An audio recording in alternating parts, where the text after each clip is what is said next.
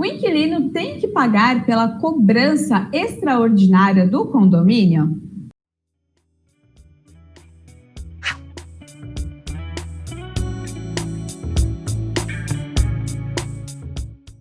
Oiê, sou eu de novo aqui, eu sou a Tainara, eu faço parte da equipe de marketing do Grupo SP Imóvel e mais uma vez Marcel de Toledo está aqui para falar comigo sobre um assunto que a gente ainda não abordou aqui no nosso canal, tá?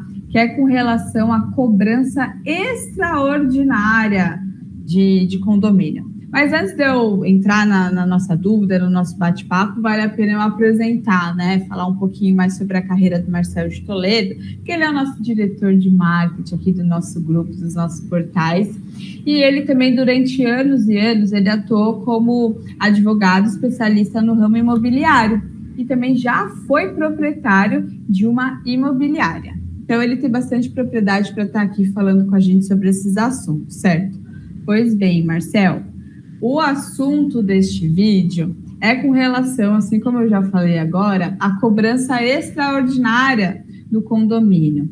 Mas, quando tem um inquilino, né, quando trata-se de um imóvel alugado, como proceder, né? O inquilino, ele é obrigado a pagar por essa cobrança extraordinária? Vamos lá, é muito referente a esse tema. Infelizmente, muitos locadores e às vezes até algumas administradoras colocam no contrato que o inquilino é obrigado a pagar a cobrança extraordinária de condomínio. Essa cláusula, ela é uma cláusula que é nula, ela é nula. Por quê? Porque o artigo 22 e 23 da Lei 8.245, a Lei do Inquilinato, deixa bem claro, cobrança extraordinária é por conta do locador, é do proprietário, né? E o legislador que fizeram as leis, ainda tomou a precaução de expor o que é ordinário, o que não é extraordinário. Na realidade, acho que eles foram até um pouco modestos, poderiam ter exposto mais o que seria o correto, né? Mas ficou, vamos dizer assim, bem claro, e aqui eu vou tentar expor. Bem, primeiro, quando o administrador ou o locador coloca no contrato que é obrigando o inquilino a pagar as contas extraordinárias, ele está essa cláusula tem que ser anulada pelo artigo 45 da lei, ou seja, a lei do inquilinato também. O artigo 45 diz: são nulas de pleno direito as cláusulas do contrato de locação que visem a elidir os objetivos da presente lei. Ou seja, se no contrato menciona que transfere a obrigação do inquilino para pagar a cobrança extraordinária, tem que ser anulado. Então, ou seja, o inquilino ele pode até assinar esse contrato, tá? Se tivesse no contrato, ele pode assinar, não precisa nem se recusar, não tem problema nenhum. Depois que assinou, ele chega e fala ali, olha, peraí, a lei do inquilinato diz, é bem clara, dizendo que quem paga as cobranças extraordinárias é o locador. Então, agora eu vou ler também o artigo 22, que diz: o locador é obrigado a, parágrafo 10º, pagar as despesas extraordinárias de condomínio. Parágrafo único. Por despesas extraordinárias de condomínio se entendem aquelas que não se refiram aos gastos rotineiros de manutenção do edifício, especialmente, a. obras de reforma ou acréscimos de interesse à estrutura integral do imóvel. B. Pinturas das fachadas, poços de aeração, iluminação, bem como esquadrias externas. Ou seja, tudo que for... Aí ficou um pouco bem claro essa questão, tá? Tudo que for externo do prédio é por conta, e geralmente são esses valores mais caros, né? São por conta do locador. O inquilino não tem que pagar uma pintura de prédio de fachada. C, obras destinadas a repor as condições de habitabilidade do edifício. Então, são aquelas obras geralmente caras, né, que incluem até a questão do elevador, né, então, que às vezes é o produto mais caro do prédio, o elevador, que também não é por conta do inquilino, né?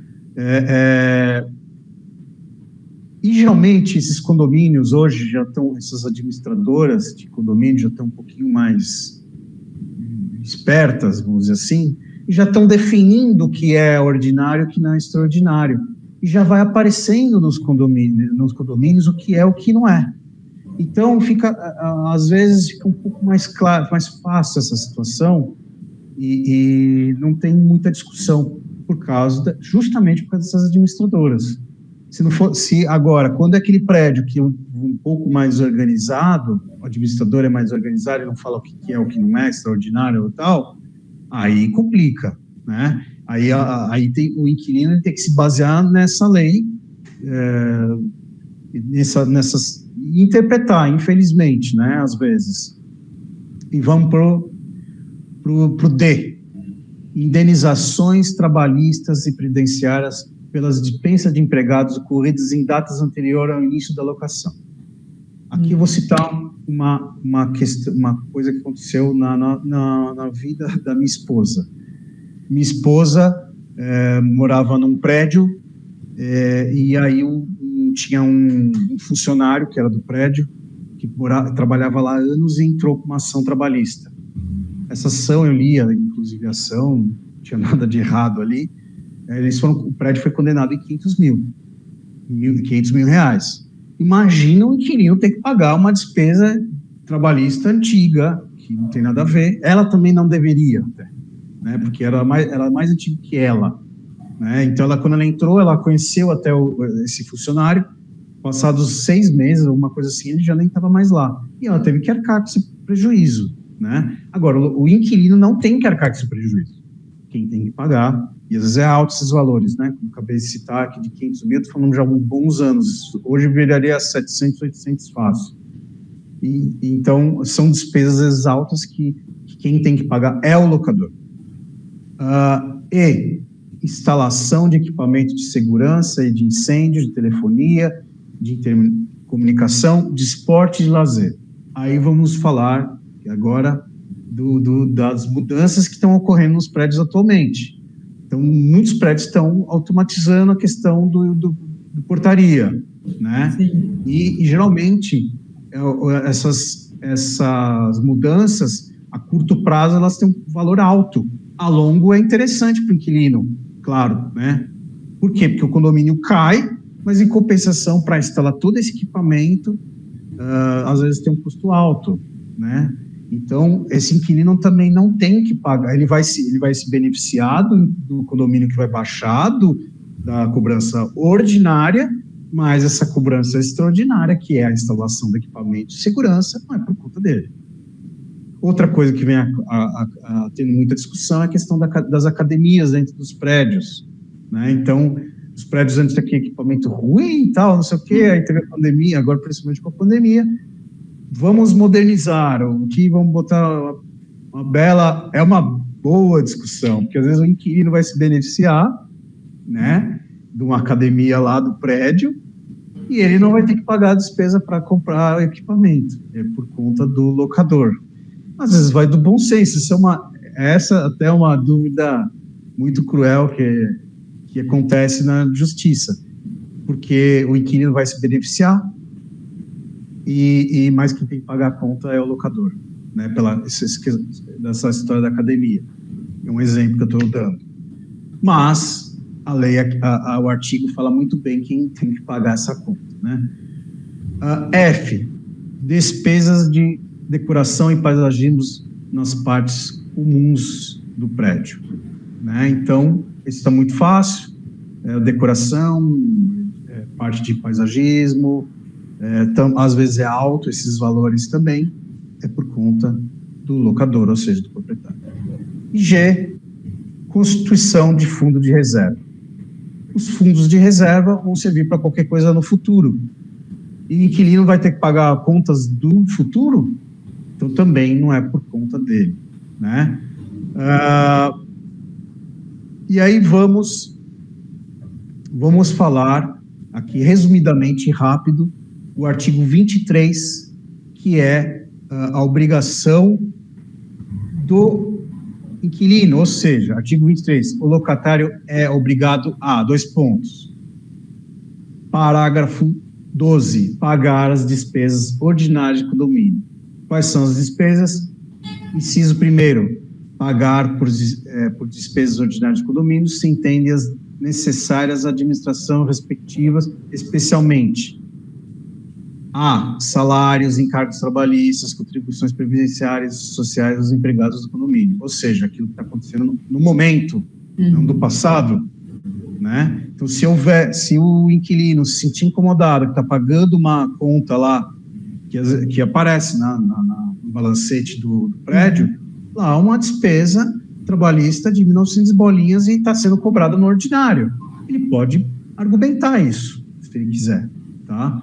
E olha, essa conta, na minha opinião, não deveria estar pagando. Vamos descontar do aluguel? Simples assim, rápido, objetivo. Mas está na lei, está no artigo, ponto. B, consumo de água, esgoto, gás, luz e força nas áreas comuns do prédio. Ou seja, tranquilo, é o que está acontecendo no momento. C, limpeza, conservação e pintura das instalações e dependências de uso comum. Geralmente, o que é o uso comum? Pintura interna. Então, as pinturas internas, e geralmente essas ocorrem em datas diferentes mesmo. Às vezes se contrata um pintor comum, um pintor que não é especializado para fazer as pinturas internas, porque é mais barato, né? Então, ele vai lá e faz a pintura interna, demora, fica meses dentro do prédio fazendo a pintura interna, que não necessita de especialização, né, porque o prédio externo já não, daquelas cordas e tudo mais. Então, quando ocorre essas pinturas é por conta do inquilino. D, manutenção e conservação das instalações, equipamentos hidráulicos, elétricos, mecânicos e segurança de uso comum. Ou seja, manutenção do dia a dia. E, manutenção e conservação das instalações e equipamentos de uso comum destinados a práticas de esporte e lazer. Ou seja, quebrou uma máquina, é por conta do inquilino. Quebrou uma máquina, mesmo que ele não use a máquina da musculação. Mas foi no momento ali, enquanto ele está lá. Inquilino. Então ele tem que pagar. Manutenção e conservação de elevadores, porteiro eletrônico e antenas coletivas. Ou seja, às vezes a manutenção de elevador é cara também, e é por conta do inquilino. G, pequenos reparos nas dependências, instalações elétricas e hidráulicas de uso comum. Serviços pequenos. H, rateios de saldo devedor, salvo se referentes a períodos anteriores ao início da locação. Rateio de saldo devedor, o que é? Geralmente são as pessoas, os inquilinos, os moradores que estão devendo no prédio naquele momento. E tem que dividir a conta. Não tem jeito. Então, o inquilino quem paga, às vezes até às vezes é alto, tem prédio que é bastante alto, esses rateios de saldo devedor. Só que se aparecer na descrição do balancete, que são períodos anteriores, né, aí você pode também exigir. Pode pedir proporcional, caso tenha pegado algum trecho, né, algum período em que você não estava, mas caso tenha algum período lá em que você já está, aí você paga. Geralmente, olha, pelo que eu leio, assim, toda vez que eu leio essas atas, balancetes, geralmente se faz do mês anterior, nunca é algo do passado, mas eu posso estar equivocado, geralmente é daquele momento mesmo, né? E reposição do fundo de reserva total ou parcialmente utilizado nos custeios ou complementação das despesas referidas na linha anterior, salvo se referentes a períodos anteriores ao início da locação. É a mesma coisa. Se houver um fundo de reserva que está precisando de um extrinha lá, geralmente, para finalizar uma obra. Às vezes está faltando, era 10, eu estava planejado gastar 10 mil para instalar algum aparelho lá. Ficou 11, é por conta do inquilino. Inciso segundo, o locatário fica obrigado ao pagamento das despesas referidas no parágrafo anterior, desde que comprovadas a previsão orçamentária e o rateio mensal, podendo exigir a qualquer tempo a comprovação das mesmas. Ou seja, é uma briga que às vezes acontece, quem tem que pagar o quê, é muito chato isso, mas quando é aquelas situações que é do momento que precisam finalizar, realmente é o inquilino quem paga. Inciso terceiro, no edifício constituído por unidades imobiliárias autônomas, de propriedade da mesma pessoa, os locatários ficam obrigados ao pagamento das despesas referidas ao inciso primeiro desse artigo, desde comprovadas. Você vê como é bem complexo, né? Então, quando aqueles edifícios que é muito comum também, né? Ele é dono de um predinho, né? O proprietário é dono do prédio inteiro, né? E aí tem essas discussões se é ele quem tem que pagar ou não, né? E se identificar que é dentro dessa legislação, quem tem que pagar é o inquilino, mesmo que ele não concorde, mais é o inquilino, né? Dentro da legislação referente a todo esse parágrafo inteiro, né? Então não pode jogar esses prédios, às vezes as coisas ficam um pouco mais complicadas, né? Porque ele falou, mas não é meu prédio, é do fulano, o prédio inteiro, ele que tem que pagar, e às vezes não. Quando se trata de algo daquele mês, daquela situação, do custo mensal, é por conta dos inquilinos, e não tem muito que se discutir, e às vezes mesmo que vai para a justiça, o inquilino acaba perdendo, tem que tomar um pouquinho de cuidado. Agora, ele tem que se basear também naquele artigo das obrigações extraordinárias, né? Então, se ele se sentir lesado, tem que verificar o que é extraordinário e não é extraordinário. E às vezes você conversa isso com um administrador de condomínio, e ele vai expor se aquilo o que é considerado hoje extraordinário e não ordinário. E às vezes ele responde muito rápido. Sim. Né? E você mata a charada na hora. Porque às vezes você vai querer contratar um advogado, ingressar com a ação achando que você está sendo lesado, e na realidade você está bobeando, porque é uma questão que não é do dono desse prédio inteiro, entende? Sim. Nesse caso, Marcel, então, o aconselhado é que quando você recebeu o boleto, você, inquilino, recebeu ali o boleto do seu condomínio no mês, caso não tenha descrito se é uma despesa extraordinária ou ordinária, enfim, talvez o interessante seja você entrar em contato com a administradora questionando aquele aumento, e aí eles podem te falar se trata-se, né, de algo extraordinário ou ordinário, e aí você pode até mandar lá para o proprietário, para quê? Para ele te descontar do aluguel, ou você paga o valor cheio lá e depois ele te desconta, aí você negocia, certo? Geralmente é assim, eu vou falar das administradoras que eu trabalhei.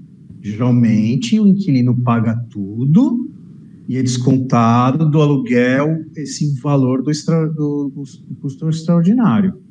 Na maior, assim, pode ser que outras imobiliárias trabalhem diferentes, mas no caso, nas que eu trabalhei, era desse jeito, né? O inquilino vai pagar o total, manda esse condomínio para a administradora de aluguel e já bate. Que geralmente está lá escrito o que é ordinário e extraordinário, na maioria, estou falando de prédios grandes aqui em São Paulo. Aí você vê, o grande problema cai nesses prédios menores, que ele é dono do prédio inteiro, né? Que às vezes não quer descrever ali com muita organização para ele se privilegiar, né? Aí sim vale a discussão. Acho que tudo isso tem que ser feito por e-mail, na minha opinião, para documentar O e-mail é uma forma de prova muito boa na justiça, não tem o que se discutir, porque ficam em 2 servidores, né? Então, na pior das dúvidas, geralmente são servidores nacionais brasileiros. Por isso que eu não sou um pouco contra, muitos falam, eu uso o WhatsApp, converso com o WhatsApp. Cuidado com o WhatsApp. Para valer mesmo, o WhatsApp tem que, o certo é você entregar isso na mão de um cartorário e fazer uma nota daquilo. Imagina, então tem um custo. Eu já fiz esse tipo de situação do WhatsApp, utilizando como prova o WhatsApp, mas levei para o cartório, o cartorário foi lá, digitou tudo, e aí serviu como prova. Na época, eu lembro que eu gastei R$400. E foi uma folha, mas tinha ou seja, o que eu falo? O e-mail já não, é uma coisa mais barata, vai lá, manda, e sempre você pede, por favor, na pior das hipóteses, você liga e fala, por favor, você pode me responder só que você recebeu? Que é muito comum, na administradora, então, a administradora não tem que se recusar a dizer, não, recebido, ponto. Ela vai responder o e-mail assim, recebido. Aguarde manifestação.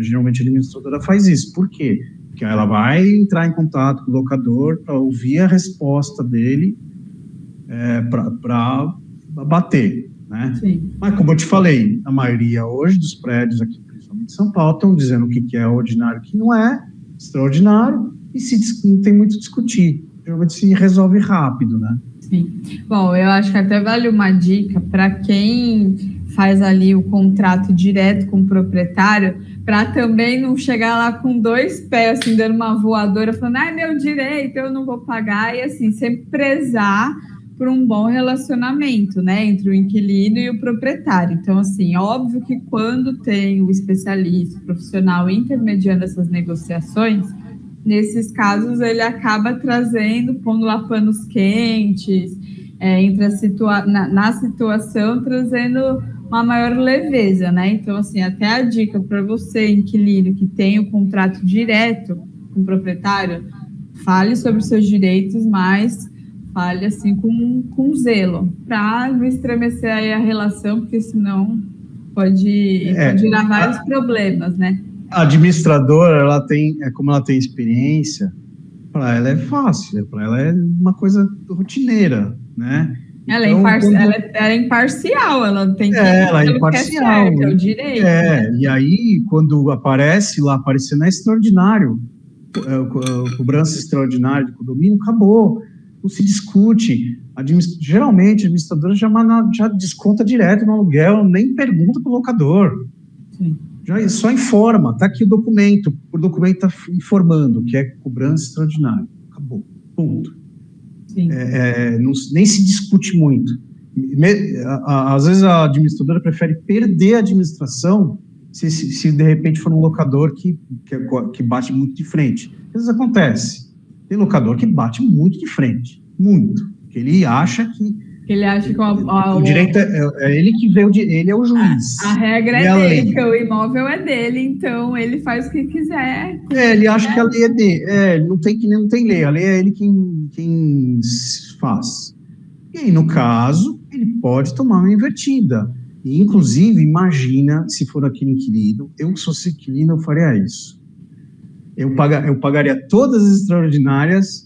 E aí, no final do contrato, eu ingressaria com uma ação e ainda cobrava indenização por tudo. No caso desse proprietário, chato. Sim, o proprietário que se recusa. Eu não vou pagar.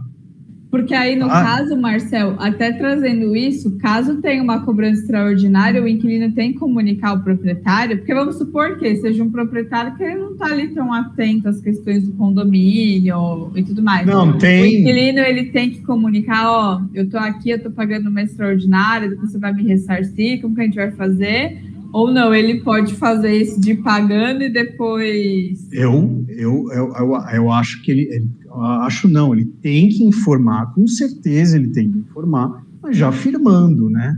Informar, afirmando, né? Já falando, pode descontar. Ponto.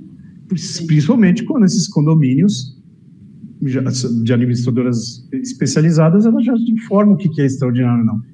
é o que mais peca esses prédios menores. Esse é um problema. Esse é um problema muito, às vezes acaba se transformando num belo de um problema, porque não fala o que é extraordinário e o que não é, e aí sim, se basear nessa lei aqui, no artigo 22 e 23, é muito importante, mostrando o que é o que, né?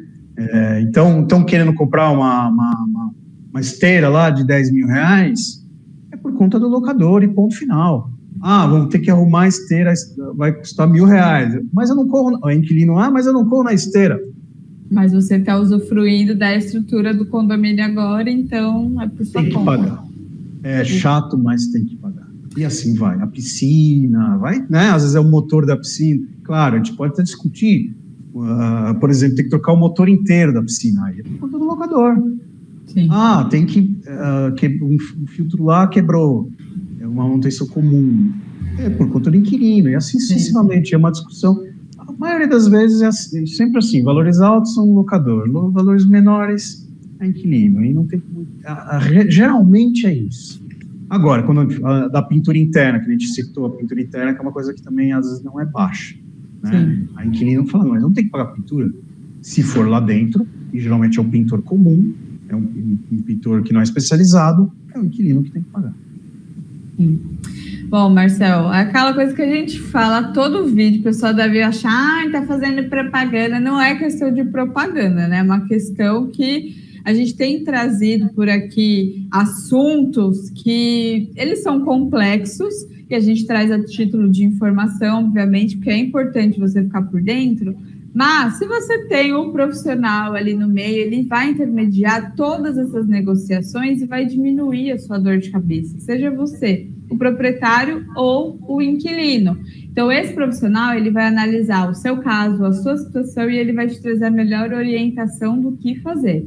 Então, se você pensa que contratar o serviço de uma administradora aí do seu imóvel é um prejuízo, é um gasto, saiba que não é. É um investimento para você lá na frente, caso aconteça aí alguma situação complicadinha, você não tenha dores de cabeça para resolver isso e todo mundo sai ganhando com, né, tudo com a justiça, né? Todo mundo está ali, tudo sendo beneficiado através da justiça. O acordo sempre é o melhor negócio para todos. Eu falo isso por muita experiência e a administradora ela quer economizar.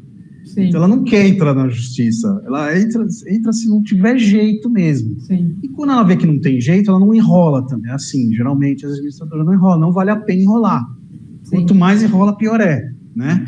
Então, as administradoras, quando veem que não tem mais jeito, aí sim usam a justiça, mas elas vão tentar de todos os meios possíveis e imaginários de ambas as partes, tanto para o inquilino quanto para o locador, para não ter que, para resolver o problema. Para ninguém sair prejudicado, né? Ninguém pagar mais do que deveria ter pagado, enfim. Então, esse profissional ele vai estar aí para trazer um equilíbrio e ninguém sair prejudicado em frente a essa situação. Então, caso você seja proprietário e está pretendendo disponibilizar o seu imóvel para locação, você pode anunciar o seu imóvel sem custo nenhum através do nosso portal. Ou, caso você seja um inquilino e está a fim de sair do imóvel que está te dando dor de cabeça, você também pode encontrar algo bem legal através do nosso portal, pois tem muitos imóveis bacanas esperando por você.